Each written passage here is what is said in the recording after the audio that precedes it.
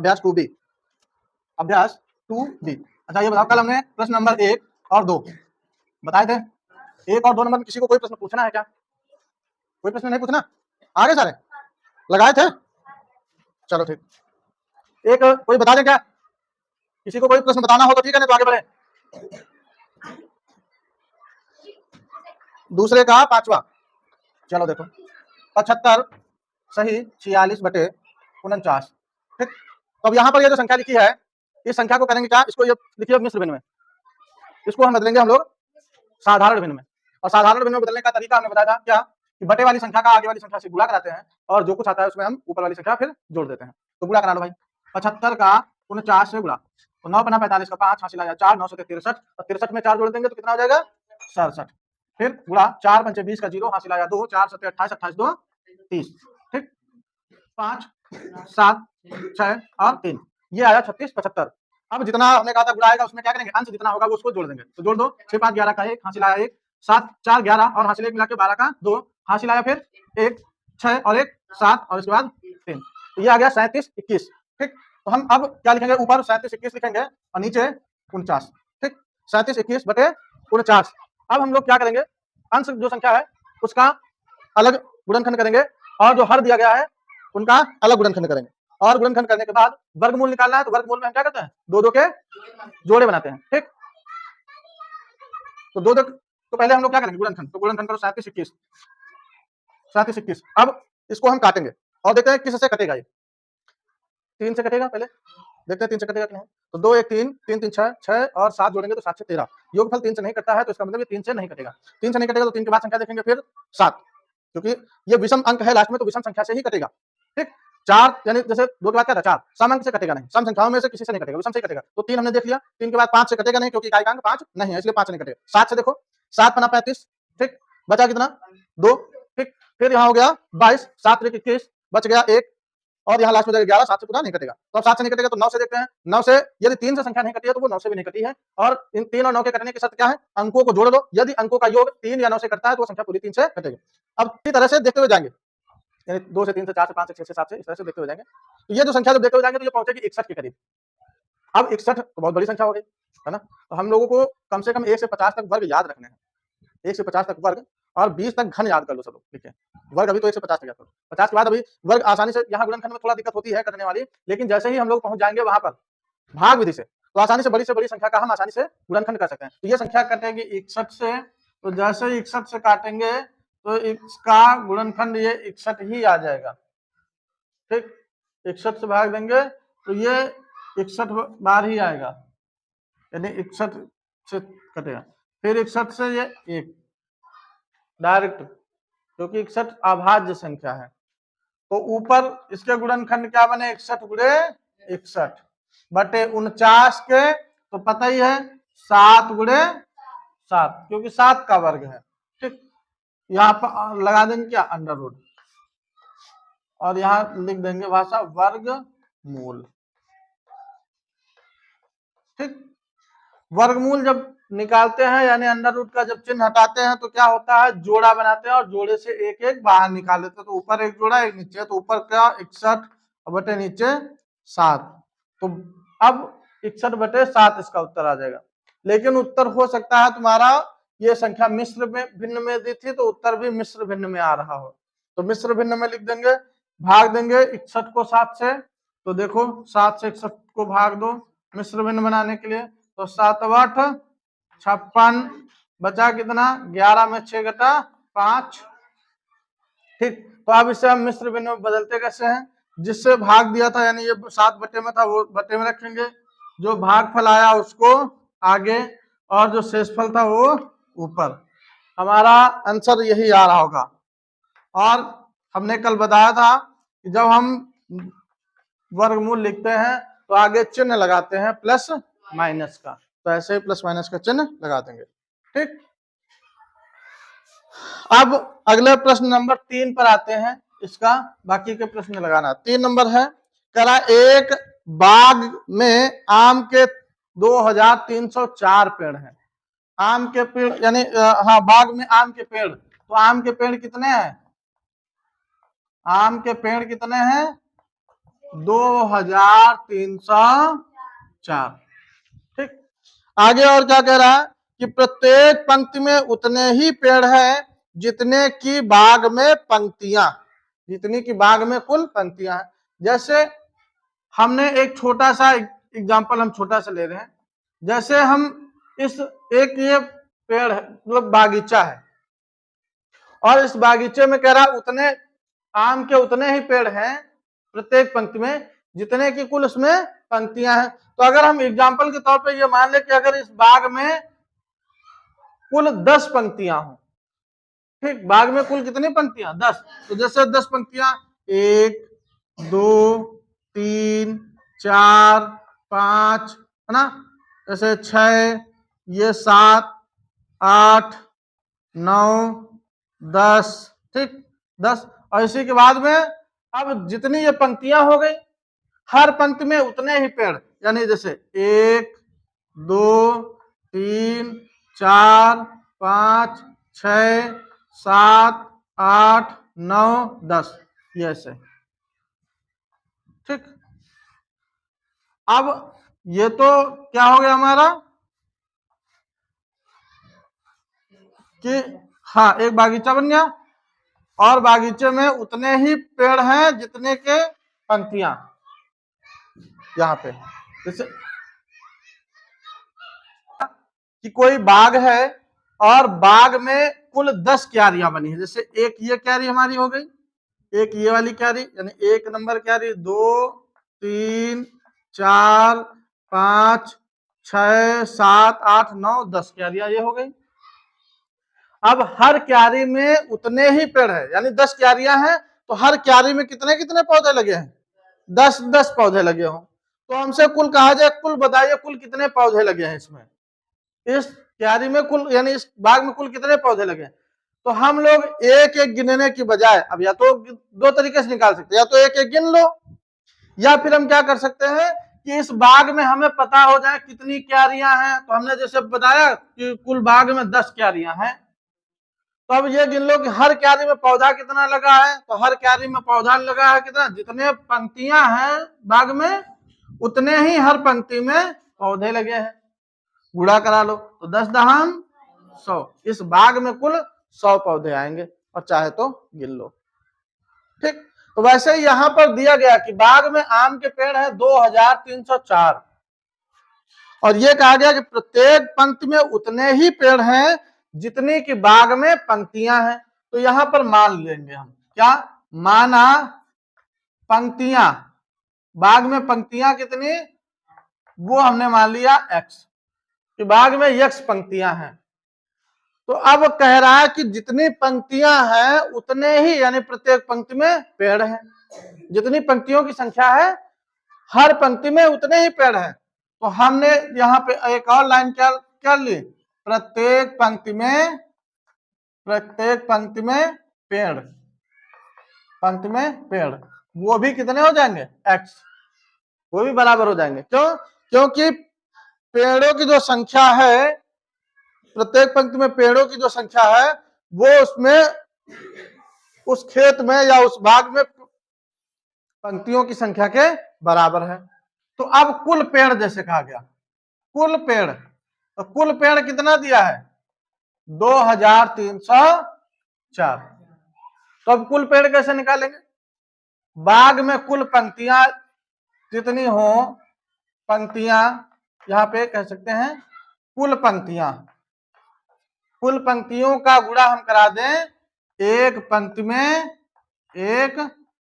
पंक्ति में कुल पेड़ से, ठीक। तो हमारा कुल पेड़ निकल आएगा कि उस बाग में कुल पेड़ कितना है, कुल पंक्तियों का गुणा एक पंक्ति में कुल पेड़ से करा दे तो कुल पेड़ निकल आएंगे। तो कुल पंक्तियां कितनी हमने मानी थी x, और हर जितनी पंक्तियां हैं उतने ही हर पंक्ति में पेड़ हैं, तो बराबर में कितना, ये आ गया कुल हमारा पेड़। तो गुणा करा लो, x की घात 2 बराबर 2304, और हमने बताया था स्क्वायर हटाते हैं तो दूसरी तरफ अंडर रूट का चिन्ह लग जाता है, ठीक। अब इसके गुणनखंड कर लो, तो 2304 के निकालो गुणनखंड, तो 2 से काटो, 2 एक कम 2, 2 एक कम 2, 2 पंचे 10, 2 दूना 4, फिर 2 से काटो, 2 पंचे 10 बचा 1, 2 सत्ते 14 बचा 1, 2 छक्के 12, फिर 2 से तो 2 दूना 4 बचा 1, 2 अट्ठे 16, फिर बचा 1, 2 अट्ठे 16, फिर 2 से काटो, 2 एक कम 2, 2 दूना 2 चरको 8, फिर 2 चरको 8, फिर 2 से काटो, 2 सत्ते 14, 2 दूना 4, फिर 2 से काटो, 2 3 6, 2 छक्के 12, फिर 2 से काटो, 2 एक कम 2, 2 अट्ठे 16, फिर 2 से काटो, 2 नहीं 18, फिर 3 से काटो, 3 त्रिका 9, फिर 3 से काटो, 3 एक कम 3। तो इसके गुणनखंड क्या आ गए, कितने आए, 1 2 3 4 5 6 7 8 बार 2 आया, 3 आया 2 बार। तो हम क्या करेंगे, वर्गमूल में 2 2 के जोड़े, तो 2 2 के जोड़े बना लो भाई, ठीक, 2 2 के जोड़े बना लिए। अब जो जोड़े बने उसमें से प्लस माइनस का चिन्ह बाहर लगाओ और जोड़े से एक एक निकाल के बाहर रख दो, 1 2 2 2 3 2 4 2 और ये 1 3, यानी इससे 1 2 निकाल लिया, इस वाले जोड़े से 1 2 निकाल लिया, इस वाले जोड़े से 1 2 निकाल लिया, इस वाले से और एक इस वाले से 3, ठीक। निकालने के बाद अब आपस में क्या कराएंगे हम, गुणा, तो ये आ जाएगा x बराबर प्लस माइनस गुणा कराओ, 2 दूना 4, 4 दूना 8, 8 दूना 16 और 16 48, ठीक, कितना आ गया 48। तो उस भाग में कुल पंक्तियां कितनी है, 48 पंक्तियां होगी और हर पंक्ति में 48 पेड़ लगा है, ठीक। तो यहां पर हम लिख देंगे भाग में कुल 48 पंक्तियां होंगी और प्रत्येक पंक्ति में 48 पेड़ लगेंगे, ठीक, कर लेंगे ना। अब चौथा नंबर भी ऐसा ही है, इधर वाला नोट हो गया तो बताएं फिर आगे, इधर वाला नोट हो गया।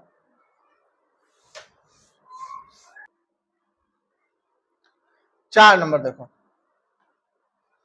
4 नंबर सवाल है, कह रहा एक सेना नायक ने अपनी सेना को टोलियों में इस प्रकार विभाजित किया कि प्रत्येक टोली में उतने ही सैनिक थे जितनी की कुल टोलियां थी।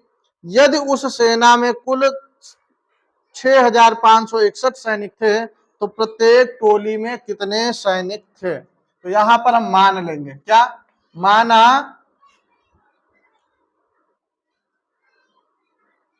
एक टोली में, प्रत्येक का मतलब एक टोली में सैनिक, या प्रत्येक लिख सकते हैं, प्रत्येक टोली में सैनिक कितना होगा, तो एक टोली में सैनिक बराबर x।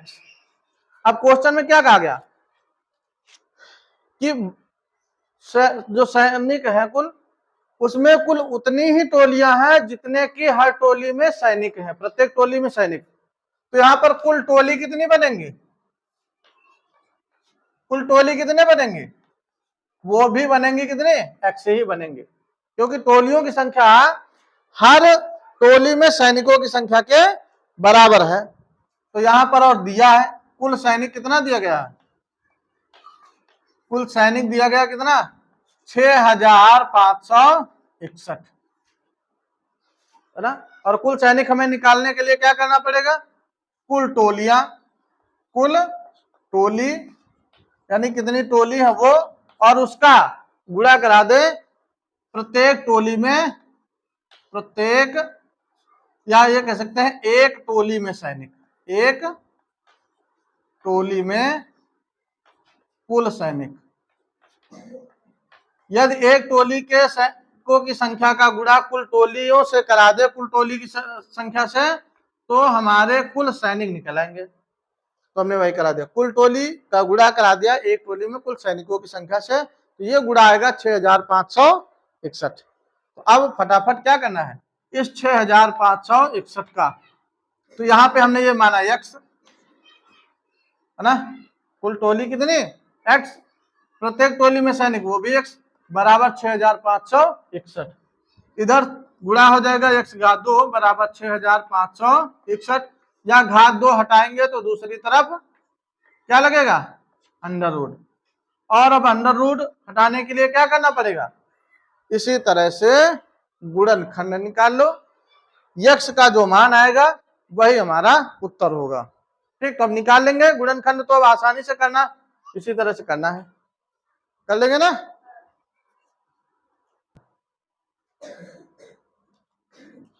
पांच नंबर क्वेश्चन बोला है, कह रहा एक सेना नायक अपने जवानों को पंक्तियों में खड़ा करके एक वर्ग बनवाता है, बाद में उसे ज्ञात होता है कि 60 जवान शेष रह जाते हैं। यानी जितने सैनिक थे उनके पास, उन सैनिकों को खड़ा करके क्या करा रहा है, एक वर्ग बना रहा है, और जब वर्ग बना रहा है तो उसमें से 60 जवान शेष रह जाते हैं, यानी वो बच जाते हैं, उनका यानी प्रयोग वर्ग बनाने में नहीं किया जाता है। तो जब 60 जवान शेष रह जाते हैं तो कुल कितने जवान वर्ग में खड़े हैं, यहां पे हम कह सकते हैं कुल जवान कितने हैं, कुल जवान दिए गए हैं, कुल जवान है 8160। अब वर्ग में कितने खड़े जवान हुए, तो यहां पर कह रहे शेष जवान, तो शेष जवान कितने रह गए, 60 शेष जवान रह गए। तो इसका मतलब वर्ग में कितने जवान खड़े हुए, वर्ग में खड़े जवान कितने खड़े हुए, ये घटा लो, 8100, इतने ही तो खड़े हुए, क्योंकि क्या कुल जवान था 8160, उसमें से 60 जवान शेष रह गया, वो वर्ग में खड़ा नहीं हुआ। तो जब वर्ग में 8160 मतलब 8160 कुल जवान थे, उसमें से 60 जवान वर्ग में नहीं खड़े हुए, तो बचा कितना, 8100, यानी 8100 जवान ऐसे है जो वर्ग में प्रयोग किए गए। अब कह रहा है कि तो बताइए कि प्रत्येक पंक्ति में सेना नायक ने कितने जवान खड़े किए, तो मान लिया क्या, माना प्रत्येक पंक्ति में एक्स जवान खड़े किए, ठीक, कितने जवान खड़े किए, एक्स जवान खड़े किए। अब जरा ध्यान देना, अगर हर पंक्ति में यक्स जवान है तो कुल पंक्तियां कितनी बनेंगी, जब हर पंक्ति में एक्स जवान है तो कुल पंक्ति भी कितनी बनेंगी, वो भी, हाँ बिल्कुल सही, वो भी बनेंगे एक्स। ठीक, तो अब यहां पर हम निकाल सकते हैं, वर्ग में खड़े जवान है ना, वर्ग में खड़े जवान कितने थे दिए गए हैं, 8100 खड़े, पंक्तियां बनी कुल यक्स, हर पंक्ति में खड़ा सैनिक यक्स, और टोटल कितना खड़ा हुआ 8100, है ना। अब जब 8100 खड़ा हुआ तो बाकी इधर से स्क्वायर हटाएंगे तो दूसरी तरफ क्या लगेगा, अंडर रूट, यानी इस तरह से एक्स स्क्वायर हटा देंगे तो अंडर रूट लग जाएगा, और जब अंडर रूट लग जाएगा तो 8100 का वर्गमूल निकालेंगे ना, 8100 का वर्गमूल, तो जब 8100 का वर्गमूल निकालेंगे तो इसका 90 आ जाएगा आंसर। प्लस माइनस चिन्ह जरूर लगा देना, लेकिन हम माइनस चिन्ह हटा देंगे, क्यों, क्योंकि पंक्तियों की संख्या कभी भी ऋणात्मक नहीं होती है। यहाँ पे जैसे माइनस चिन्ह आएगा तो माइनस, यहाँ प्लस माइनस वर्गमूल में निकाल के रखेंगे, लेकिन हम यहाँ आंसर में नहीं लिखेंगे। यहाँ जैसे था एक्स बराबर प्लस माइनस 48 आया, तो हम लिख देंगे पंक्ति में कुल 48 पेड़ होंगे, पंक्ति में कुल 48 पेड़ होंगे, और कुल 48 पंक्तियां बनेंगे। ऋणात्मक संख्या ली नहीं जाती है, क्योंकि पेड़ पौधे कभी ऋणात्मक नहीं होते हैं। कभी सुना है उनके घर में 4 लड़का लड़के हैं, ऐसा नहीं होता ना, या उनके पास 4 गेंद है वो भी लड़की है, ऐसा नहीं होता। यानी संख्या जब हम गिनते हैं तो वो हमेशा धनात्मक में गिनी जाती है।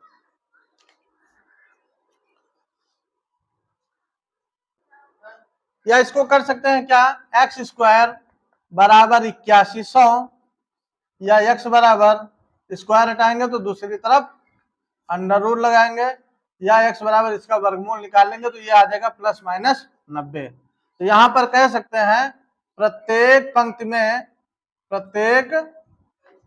पंक्ति में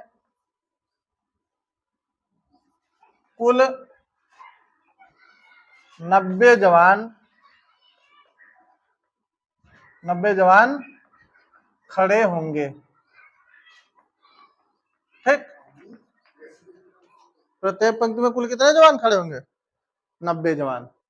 यहां माइनस चिन्ह नहीं लेंगे, क्यों? क्योंकि संख्या कभी ऋणात्मक नहीं होती, यानी गिनती गिनने में।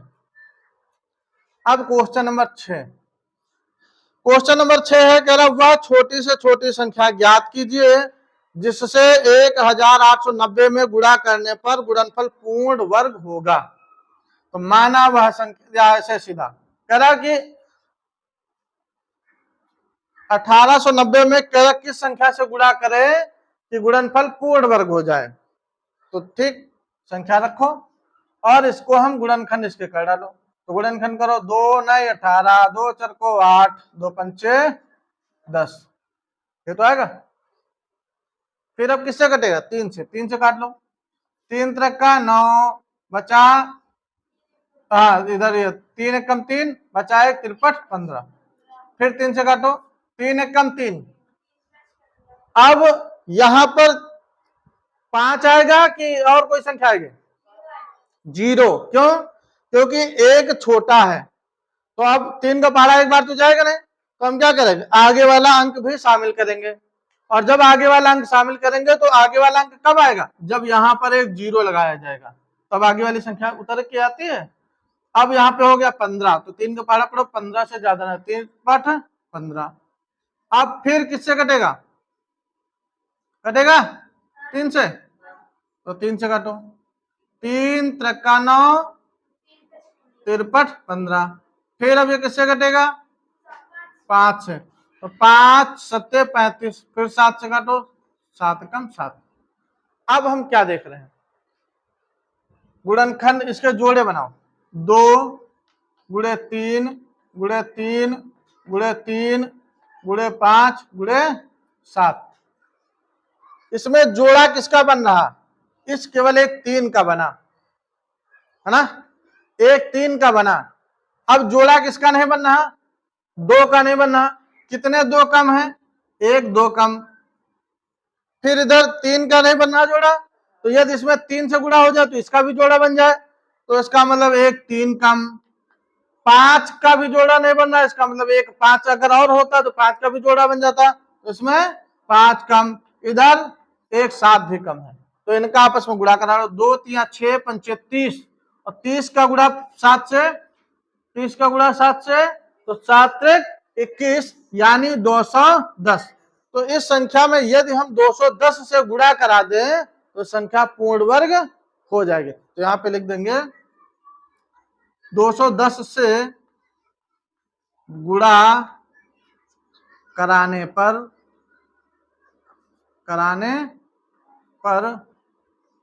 संख्या पूर्ण वर्ग हो जाएगी। ठीक, आया समझ में? अब अगला 7 नंबर इसी तरह से, तो 7 नंबर जैसे 6 नंबर लगा है वैसे ही 7 नंबर लगेगा। बस फर्क क्या है, यहां पे गुणा कराने के लिए कहा गया था और यहां भाग देने के लिए कहा गया। अब जैसे भाग और गुणा में वैसा ही है।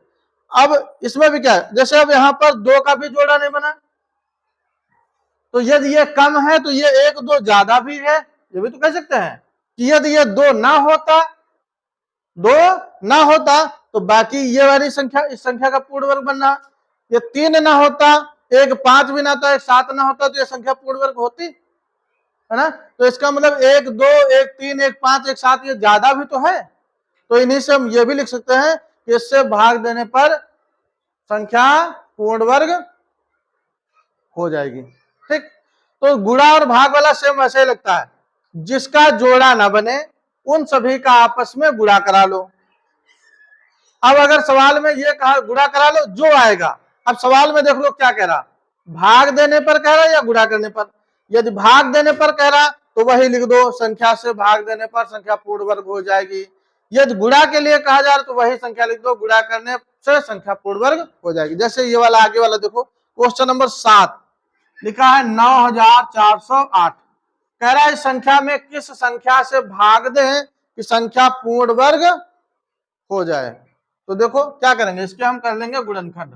तो गुणनखंड करो, 9408 के किससे कटेगा, 2 से। तो 2 4 को 8 बचा 1, 2 सत्ते 14, अब 0 2 4 को 8, फिर 2 से 2 दूना 4, 2 3 6 बचा 1, 2 पंचे 10, 2 दूना 4, फिर 2 से काटो, 2 1 कम 2, फिर 2 1 कम 2 बचा 1, 2 सत्ते 14 बचा 1, 2 छक्के 12, फिर 2 से काटो, 2 पंचे 10 बचा 1, 2 अट्ठे 16, 2 अट्ठे 16, फिर 2 से काटो, 2 दूना 4 बचा 1, 2 नए 18, है ना, और 2 4 को 8, फिर 2 से काटो, 2 1 कम 2, 2 4 को 8, 2 सत्ते 14। अब ये 3 से कटेगा, 3 चौको 12, 3 9 27, 3 से कट जाएगा। तो 3 चौको 12, 3 9 27, फिर 7 से काटो, 7 7 49, फिर 7 से काटो 1। अब इसमें देखो जोड़ा बनाओ, 1 2 का बना, दूसरे 2 का बना, और इस 2 का भी बन गया, 7 का भी बन गया। अब 3 बचा, तो ये 3 एक ज्यादा भी है ना, और इसमें 3 एक कम भी है, ये भी कर सकते हैं। अब अगर इसमें से आ जाता कि 9408 में किस संख्या से गुणा करें कि संख्या पूर्ण वर्ग हो जाए, तो 1 3 कम हो रहा है, तो हम ये लिख देते हैं कि 1 3 से, यानी 3 से केवल लिख देते हैं, 3 से गुणा करने पर संख्या पूर्ण वर्ग हो जाएगी। अब भाग के लिए अगर कहा जा रहा है तो हम ये भी कह सकते हैं, अब ये 3 का जोड़ा नहीं बना, यानी एक ज्यादा है, तो लिख देंगे 3 से भाग देने पर, 3 से भाग देने पर संख्या पूर्ण वर्ग बन जाएगी। ठीक, तो समझ में आ गया ना। इस तरह वाले सवाल जो है ये जरा ध्यान देना, क्योंकि ये प्रश्न अक्सर पूछे जाते हैं। टाइम देखो कितना हुआ।